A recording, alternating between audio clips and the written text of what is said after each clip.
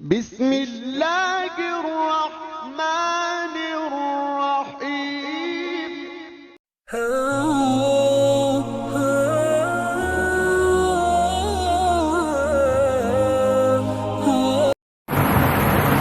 پیارے مسلمان بھائیوں، ہماری نیت ہوتی ہے کہ ہمیں کوئی نہ ایسا وظیفہ مل جائے کہ جسے ہم کریں تو ہماری ہر جائز حاجت پوری ہو جائے، ہماری جو دعا ہو اللہ رب العزت وہ قبول فرمائے۔ تو 15 شعبان المعظم کی جو رات ہے، شب برات، اس کی آمد ہے، تو اس رات کا ایک وظیفہ ہے جو حضور نبی اکرم صلی اللہ تعالیٰ علیہ وآلہ وسلم نے حضرت علی المرتضیٰ شیر خدا کرم اللہ تعالیٰ وجہہ الکریم کو بتایا۔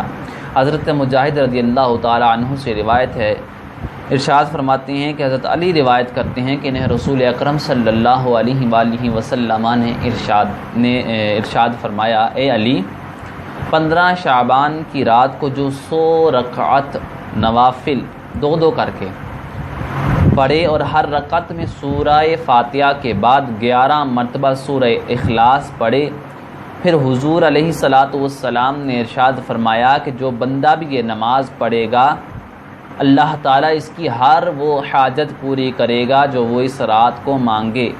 اور اس شخص کے لیے جو یہ وظیفہ کرے گا، جو یہ 100 نفل ادا کرے گا، اس کے لیے اللہ تعالیٰ 70 فرشتے بھیجے گا جو اس کی نیکیاں لکھیں اور برائیاں مٹائیں اور درجات بلند کریں۔ اگلے سال تک اس کے لیے ایسے ہوتا رہے گا، اور مرنے کے بعد اس کے لیے جنت عدن میں 70,000 فرشتے مقرر فرمائے گا، اور 7 لاکھ بہشت میں شہر بنائے گا۔ اس میں محلات اور ایسے باغات ہوں گے جسے کسی نے نہ سنے ہوں گے، نہ کسی کے دل پر ان کا تصور آ سکتا ہوگا۔ اگر سال گزرنے سے پہلے مر گیا تو وہ شہید مرے گا، اور اللہ تعالیٰ اسے اسی رات پڑھی ہوئی سورہ اخلاص کے ایک ایک حرف کے بدلے 70 حوریں عطا فرمائے گا۔ اور یہ تفسیر روح البیان میں صاحب